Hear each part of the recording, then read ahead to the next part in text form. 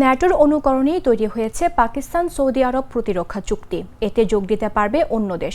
বৃহস্পতিবার পাকিস্তানের প্রতিরক্ষা মন্ত্রী খাজা আসিফ এ তথ্য জানিয়েছেন। তিনি বলেছেন, দরজা বন্ধ নয়, ভবিষ্যতে আরও দেশ চুক্তিতে যোগ দিতে পারবে। গত 17 সেপ্টেম্বর রিয়াদের আল ইয়ামামা প্রাসাদের পাকিস্তানের প্রধানমন্ত্রী শাহবাজ শরীফ এবং সৌদি যুবরাজ মোহাম্মদ বিন সালমান কৌশলগত পারস্পরিক প্রতিরক্ষা চুক্তিতে সই করেন। এই চুক্তি অনুযায়ী এক দেশের ওপর আক্রমণ হলে তা উভয় দেশের ওপর আক্রমণ বলে বিবেচিত হবে এবং তা মোকাবেলায় যৌথ পদক্ষেপ নেওয়া হবে।